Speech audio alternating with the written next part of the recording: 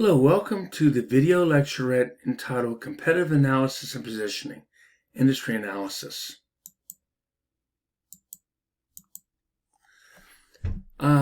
Last week in Module 2, I asked the class to analyze one of the big contributors to marketing or strategy. And one of those big contributors to strategy last week that I asked a student to write about was Sun Tzu, The Art of War. This was a Chinese warlord in days before Christ, BC, wrote the definitive book about the art of war from a general's point of view. And Sun Tzu wrote that there's 5 strategic forces that a military commander must take into consideration before embarking on a military operation. These ideas over the last 40 years have been applied to business as well. So the first idea Sun Tzu had was the way, or the right way, moral influence. This is the idea that you have a compelling reason or cause for the military operation. So for a leader of a company, you must have a compelling mission that captivates the followers of that organization and then create the culture of success for that company. So the way is essentially the mission of the organization. The weather is the effects of winter's cold and summer's heat, conducting military operations, taking into account the seasons. In the case of business, this would be our environments of business, our political, economic, social, cultural, technological environments of business. So we have to adjust the strategy to the nature of the environment. So right now, we still have over 3% inflation. We have to adjust our prices accordingly to the environment that we're faced in. And so we have to always a strategy for a business cannot be considered in a vacuum. It needs to be considered within the context of the environments of business. We also have to take into account the terrain, which would be the landscape of the market, including competitors and customers. And the command would be the general's qualities of wisdom, sincerity, humanity, courage, and strictness. In business parlance, this would be marketing intelligence and skill or acumen. The 5th force, Sun Tzu, would be the nature of the organization, basically having the strategy and structure necessary to carry out the operation of the business to achieve its mission and goals. Here's a great quote by Albert Emery. I won't read it to you. It's a good one. And I love Sun Tzu's quote. Here's a famous one. Know your enemy and know yourself, in 100 battles you'll never be in peril. So if you play sports, for example, when you're preparing your team, you need to know what your team's strengths and weaknesses are before you even consider the strengths and weaknesses of your opponents. Sun Tzu also said that he believed in the art of deception. He thought if your let's say your position in the battle, you have maybe you don't have as many troops as you like to have, you don't have as many resources you like to have. So he said, whenever you are weak, still appear to be strong. Whenever you're strong, appear to be weak. He believed in the power of deception, and he had a lot of other great ideas. So if you ever get a chance to read Sun Tzu, the ideas of the art of war can be applied to business just as they were applied to military strategy. This is the nature of a lot of markets. There's a market leader, challenger, follower, and there's always folks who are very focused or niche focused strategy. Where do you begin this sort of competitive analysis? I would begin with a spreadsheet. I would list the characteristics that you believe matter in profiling your own company, but also your competitors. Is it a publicly held company, privately held company? How many locations they have? What are their locations? What are their strengths and weaknesses? And you begin with your own organization first. So let's say if I were sheets, I would list my own company in the first column, and then I list my competitors. Probably 3 to 5 competitors. If you want to go beyond that, you can, but I'd start off with 3 or 5. So who are some of the major competitors to sheets? Probably, my guess would be Wawa, Rudders, maybe Turkey Hill in some of its markets, and GetGo. Names, and then you do list their traits and characteristics. I do this all the time for my MBA competitors as well as my undergraduate business competitors. I know who they are, and I learn them as much as I can about them, and usually create a spreadsheet just like I described. So I have a few big ideas on competitive analysis and positioning. Two big ideas on analysis. The first big idea is understand the nature of your competitive environment. And I have four major types here: pure competition, monopolistic competition, oligopoly, and monopoly. The way they're arranged here, they go left to right with many sellers in purely competitive environment. Monopolistic competition, you can have few to many sellers.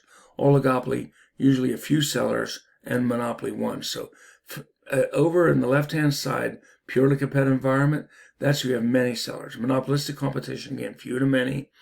Oligopoly, few, and monopoly, just one. So what is the most difficult environment for a marketer to find himself or herself in? It's probably purely competitive. This is where everyone has perfect information about prices and products. Think about your marketing strategy in this perspective. If you're in a purely competitive environment, all your products are similar to your competitors' products. They're all generically the same, so they're all homogeneous products. They're all commodity-like products. For example, many farming products like dairy products, corn, barley, or chicken, beef are basically generically the same. Lumber, generically the same. T-shirt shops at the beach selling pretty much the same commodities. When I've been to Paris at the base of the Statue of Liberty, there are literally 20 or 30 vendors selling little statues of the Eiffel Tower, all generically the same. This is a difficult situation. This could be like mom and pop restaurants, pizzerias. This could be a bar, a purely competitive environment, all generically the same. And in this market, there's usually ease of entry and ease of exit, and everyone is selling at the lowest possible equilibrium price because your products are generically the same. And each individual competitor has such a small share of the overall market, they have no control over price, and thus very little control over the marketing strategy. So what advice do you have for someone operating in a purely competitive environment? Well, probably the best thing to do is increase your production, scale up your production, and gain some economies of scale, being able to operate at a lower possible unit cost, and widen your distribution. There's not a lot you could do with the power of marketing in a purely competitive situation, except increase your production and widen your scale of distribution. I'm going to skip over to oligopoly next. Oligopoly, you're also sort of similar to purely competitive environment here. In oligopoly, you're selling pretty much an homogeneous product also, generically the same. However, you have big scale of operation here, and you have marketing dollars to advertise these differences between your product, perceived differences between your product and the products of your competitors. So even though they're generically the same, you're able to differentiate them using the power of marketing, because in an oligopoly situation, you have a high concentration of sales among just a few major providers that service or product. So some examples of oligopoly, there's so many of them in the United States. The first one that comes to mind would be the COVID-19 vaccinations in the United States. There were only 3 of them, and they were all generically very similar to one another. Do you remember what they were? Moderna, Johnson & Johnson, and Pfizer. There were just 3 of them approved in the United States for use. That's an oligopoly situation. In the drugstore industry, we have a few major drugstore chains. The biggest one is CVS. Number 2, the market challenger, will be Walgreens, then Rite Aid. I know we have a lot of mom and pop drugstore chains, but they aren't doing as well because of the oligopoly nature of the market. Airlines in certain markets are oligopoly. Breakfast cereal, credit cards, MasterCard, Visa, American Express, Discover. Not many choices there. Motion pictures, pharmaceutical companies, oligopoly-like environments. There's a lot of examples of oligopoly. Appliances like washers and dryers, only a few companies seem to make them. Oligopoly-like environment. So if you look at a lot of markets, the structure of the market, there's a high concentration of sales among a few companies. I think of cigarettes fit oligopoly. And how about even soda, big soda companies? Coke and Pepsi probably control about 90% of the market. I was at March Madness this past weekend, and I was in Pittsburgh Plate Glass Arena, Pittsburgh Paints Arena, I guess is what it's called. And I was surprised to see they serve Royal Crown Cola, not Pepsi or Coke. Everywhere else I go, it's always Pepsi or Coke because that's a strong oligopoly. Monopolistic competition is probably the most abstract competitive environment. This is where, and think about the two words, monopolistic means there's a clear difference that the company has from, the offerings of one company are clearly different from the others, but there's still competition. So monopolistic competition, you can have few sellers or many sellers. But the power of marketing exists here because while oligopoly, a lot of companies in oligopoly environments want to differentiate themselves on non-price factors to avoid price wars. Monopolistic competition, since your product offerings are perceived as being heterogeneous, different from one company to the next, you have greater control over pricing, greater control over the marketing strategy, and you can differentiate your product. So what are some companies in monopolistic competition environments? Well, probably theme parks. For example, if you want to see Harry Potter, you go to Universal Studios. You want Mickey Mouse, you have to go to Disney. You want to go to the sweetest place on earth, you have to go to Hershey Park. If you want to go on roller coasters, you're probably going to go to a park like Six Flags or Cedar Point in Ohio. If you want to go to a park sort of dedicated to small children, you might go to a place like Idlewild Park. If you want to go to the amusement park that doesn't charge parking or charge an entrance fee, you might want to go to Knoebels up in central Pennsylvania around Elysburg. Each park is different. And Knoebels Park is a family-owned amusement park that was founded back in the 1920s, and it's very different than Hershey Park, which is not that far away. But they don't charge $75 to come into the park like I think Hershey charged around $70 per person to get in the park. So monopolistic competition. Even cable television, the programs are different from one another. For example, does CNN really compete against ESPN?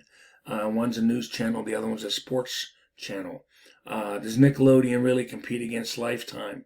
Lifetime, the audience is primarily women, Nickelodeon's children. There's distinctive audiences, distinctive product mixes. Even when it comes to streaming, even though it's oligopoly-like, there's only a few sellers, but monopolistic competition seems to prevail. For example, if you want to see Disney movies, you probably have to subscribe to Disney Plus. Obviously, Netflix was the pioneer in streaming services, but now you have other companies, HBO Max, Paramount, and there's a lot, but each one has their own sort of library of films and shows. So there's distinction there. Monopolistic competition could be specialty stores. For example, Marshalls and TJ Maxx is different than Spencer's Gifts or different than Aerie or American Eagle. Retailing is a lot of monopolistic competition. Target is different than Macy's, for example. That's monopolistic competition. Again, you have more control over the marketing strategy in monopolistic competition. So what's the advice in purely competitive environments? We said scale up your production, widen your distribution. What's the advice for a firm in oligopoly situation? Compete, differentiate non-price factors to avoid a price war.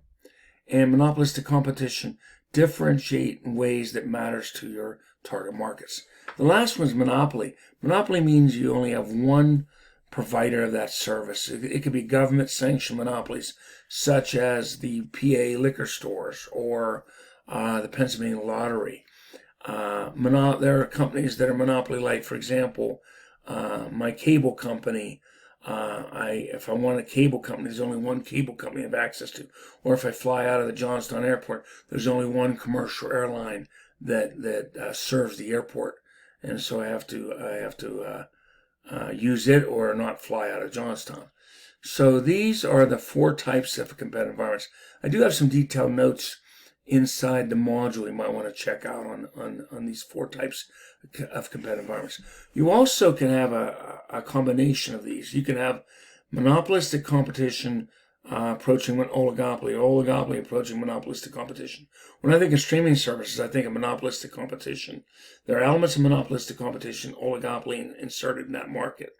You can also go from monopolistic competition to monopoly. For example, in cloud-based services, it's monopolistic competition approaching monopoly, with companies like Amazon having Amazon. I think AWS has about 38% of the market, and there's only a few competitors. So it is oligopoly-like, but it's approaching monopoly.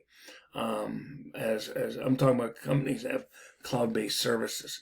It's probably more oligopoly-like. It was more monopoly a few years ago when Amazon had about 50% or more of the market. It's becoming more oligopoly-like, so we say it's monopoly approaching oligopoly. You can have combinations. You can have monopolistic competition approaching pure competition. Any of these combinations you can have here. Hybrids. You're probably not going to have a combination of pure competition oligopoly, but you can have any of those other combinations they're in.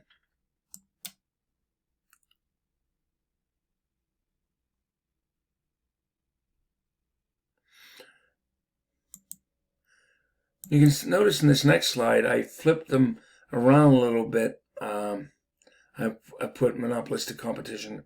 Did I do that? Let me check this out here. Yeah, it's the same slide. I'm sorry why I didn't mean to have this slide in there twice. Sorry about that. The next big idea I wanted to introduce to you is the 5 forces of competition framework by Michael Porter. About 50 years ago, Michael Porter was a professor at the Harvard Business School, and he came up with this analysis tool for his students that can be used in any industry. And he said that up until that time, in the 1970s, you only looked at rival companies, industry competitors. He said to look at the force of competition, you must go broader than that. He identified the rivals being one force that was already being considered, but he added 4 other ones: the threat of new entrants, the threat of substitute products or services, the bargaining power of suppliers, and the bargaining power of buyers. So it looks like these forces here. And the stronger these forces are, the more competitive the battleground is. The weaker these forces, the less competitive the battleground. And the substitutes are ways of solving the problem using slightly different products. So do not confuse rivals with substitutes, or substitutes with rivals. Substitutes are a different product that can basically fill the same needs that the core product can satisfy. The bargaining power of the buyers, the bargaining power of the suppliers. The suppliers, the vendors to the industry, could be the labor market to the industry as well. The threat of new entrants. Where there are high barriers of entry, there's a lower threat of new entrants to the market. This can explain any industry. For example, I grew up in Johnstown, and when I was a little boy, the steel mills were really doing well in Johnstown. In fact, when I was a little boy, about 20,000 people worked in the mill industry, in the steel mill industry. Bethlehem Steel being the largest one, U.S. Steel being a smaller plant. And what happened to the steel industry? Because now, in 2024, I would imagine less than 1,000 folks in Johnstown work in the steel fabrication business. Probably around 1,000 or a little less than 1,000, I would guess. So that's 5% of what existed when I was a kid. I remember I used to deliver newspapers near one of the large steel plants before I went to school when I was 12 years old. I remember the steel plants were humming. A lot of people coming off their shifts at 7 in the morning, other people going in to work their 7 to 3, and the folks coming off 11 to 7 to deliver newspapers. and the place was buzzing with activity in that early morning period. I remember delivering newspapers to a few of the bars, and every bar stool was occupied by a mill worker having a beer and a shot at like about 10 after 7 in the morning.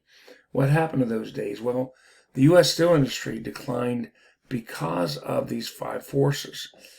First of all, there were potential new entrants, foreign steel from countries like Japan initially and many other countries afterwards.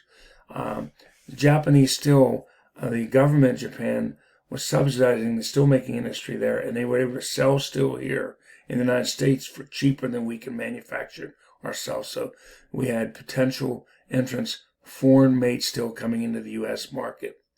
We also had these mini mills that were making steel for a fraction of the cost and using non-union labor. So these mini mills, foreign steel, were new entrants in the market.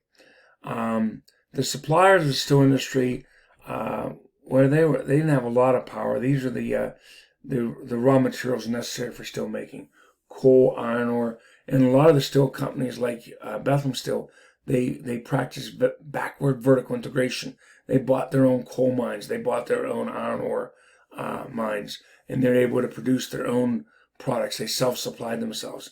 But one of the suppliers was the United Steelworkers, and the power that the union had to command higher wages and benefits and more time off for employees.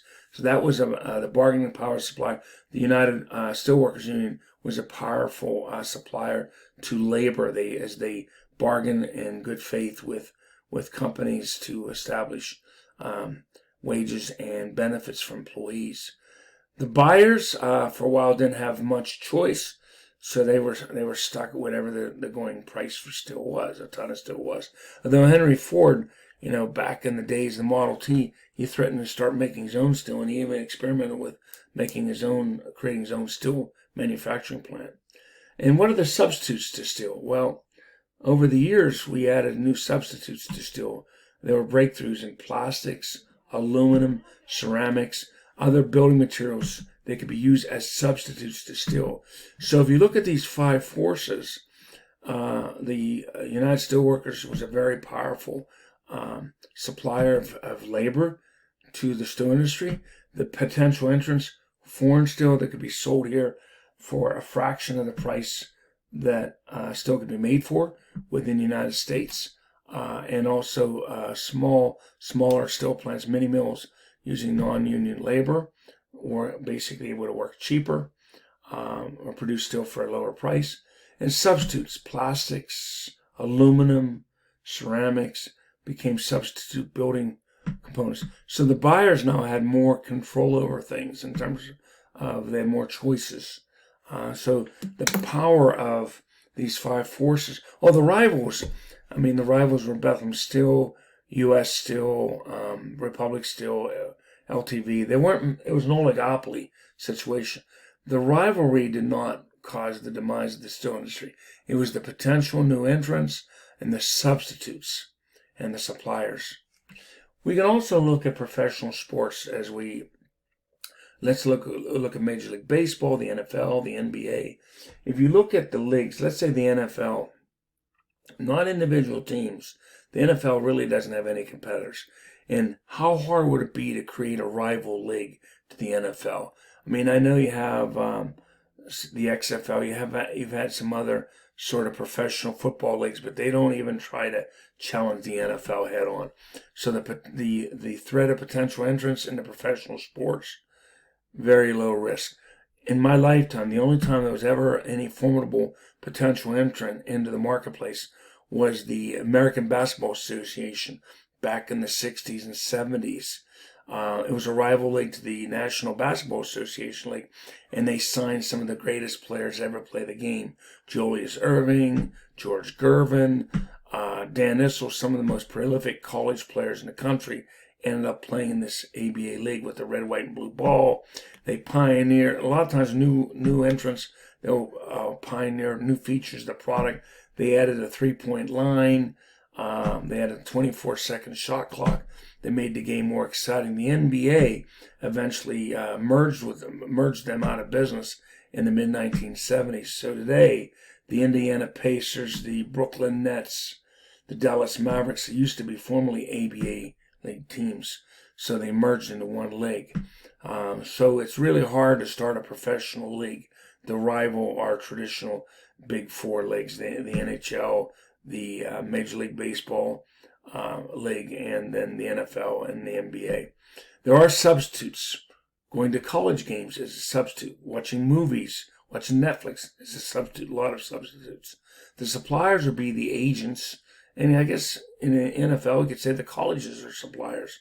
The NBA, the colleges are suppliers. But where the players come from, they're agents. The bargaining power of the buyers, as a season ticket holder for the Steelers, I have very little clout. I'll have to pay whatever the price is if I want to go to the games. So if you look at the five forces of competition for professional sports, they're sort of weak. Whereas I point out the steel industry, they're very strong. This can explain the behavior of any industry, the potential entrants, substitutes. The last one I'll look at is the MBA market. The substitutes to getting an MBA are professional certifications or book study on your own. These or corporate training programs are substitutes. The potential entrants in the MBA market were the online schools. That was a potential entrant. And so they gave the buyers more choice. So these forces are really, there's some notes, Michael Porter's notes. But substitutes, think about substitutes. For example, what are substitutes to eyeglasses? Well, you could get surgery on your eyes, get your eyes fixed, and you never need glasses again. Or you could have contact lenses are substitutes to eyeglasses. Tea is a substitute to drinking coffee. Energy drinks to soda. I mean, there are substitutes. So remember, a substitute is something that is not exactly the same product, but it kind of solves the need or provides the solution that the original product does. The last idea I have is our generic strategies. And I'd like to extend to Porter again. Michael Porter came up with 3 generic strategies. Now, this is what we've done is we looked at the analysis of the market. The analysis of the market being, the 5 forces, the type of competitive situation. So once we've done that, what strategy do we want to pursue? There's 3 strategies we could pursue under Michael Porter's generic strategies: cost leadership, differentiation, and focus. So the low cost advantage. This would be a company that wants to compete on price, and they benefit from the experience curve. They produce such a large volume, they're able to drive down their unit costs. Some of the characteristics of a cost leadership company is that they have wide span of control, they focus on high efficiency, limited perquisites for execs, or limited perks for execs, low overhead, rewards high performance, and abhorrence for waste. What are some companies that you believe excel cost leadership? I think of companies like Walmart, Costco, Aldi's cost leadership strategy, Spirit Airlines, JetBlue, and Southwest Airlines, cost leaders. Bic pens and ballpoint pens, cost leadership strategy. In computers, Lenovo and Dell computers. The computers are just good enough. Low cost strategy. Marshalls, Ross, and TJ Maxx, cost leadership strategies. If you look at the cost leader characteristics, they do use marketing, but they're really marketing minimizers. They compete on price. And they're really process innovators rather than product innovators. Think about the McDonald's brothers, Ray Kroc and the McDonald's brothers. It wasn't their products that were innovative. It was the process by which they made the hamburgers, French fries, and milkshakes. They used a very efficient process of streamlined manufacturing, really, in their restaurants to quickly produce burgers, fries, and milkshakes. McDonald's is an example of a cost leader. Taco Bell, cost leader. The next one is differentiation strategy. In this one, you're selling a product and you're not using low price as the advantage here. You are going after folks who are relatively, they're really price insensitive. They're looking for better products, maybe a better customer service, product customization, flexibility, better features, and image marketing. What are some examples of differentiation strategy? Well, here are the characteristics: better products, achieving superior product performance, they're more selectively distributed, maybe they're very customer-centric, and emphasis on research and development and use of sophisticated marketing processes and practices. Companies that come to mind here would be companies like Delta Airlines, United Airlines. It could be Apple, Disney, Harley Davidson, Microsoft. In terms of department stores, Macy's, Neiman Marcus, Nordstrom's, rather than discount houses like Walmart. Target might fit this characteristics of differentiation. Going after a broad market. Nike and Adidas would also be differentiation strategy seekers. Niche is the third and final one. You craft your product toward a very narrow target. Maybe you have a very specialized product line, and you focus on that. What are some examples of niche type companies? Hot sauce company. This hot sauce company would be a market niche or strategy company. Lady Foot Locker, Curves Gym. It's basically a franchise system for women's fitness and health. Curves gyms. Jiffy Lube oil change places, very specialized. Perhaps Starbucks would be a market niche or strategy. I think Lululemon started out this way, but Lululemon is probably more in the mainstream. It started off as a differentiation focus kind of company, but it's probably broadened itself to a much broader target market today, and it probably fits differentiation better than it does focus. But it started off as a focus company. So a company, let's say a school that caters to art students would be a focus strategy, or Gallaudet in Washington, D.C., they aim their efforts at satisfying the educational needs of hearing impaired students. Or maybe the Fashion Institute of New York, again, very focused product line on preparing students for the fashion industry. That's a niche or niche kind of strategy. The assignment I have in Module 3 is looking at these types of competitive strategies. The last one I'll close with is, and you can look at the value disciplines. Tracy and Ware-Sema in the late 1990s, they came up with operational excellence, product leadership, and customer intimacy as three types of disciplines, value disciplines you provide customers. Operational excellence is very similar to cost leadership. Best total cost approach. So you have low prices. And the example they used in Tracy and Ware-Sema in their book about the market disciplines, they focused on companies like Charles Schwab Financial Services or Henry Ford's Model T cars, or Southwest Airlines, operational excellence kind of companies. Product leadership would be companies like Nike, Adidas, Disney, Microsoft, Apple. Customer intimacy would be companies that very focus on, client retention, client satisfaction. A lot of consultancy firms focus on customer intimacy. So anyhow, that's my lecturette for this week. Have a good week.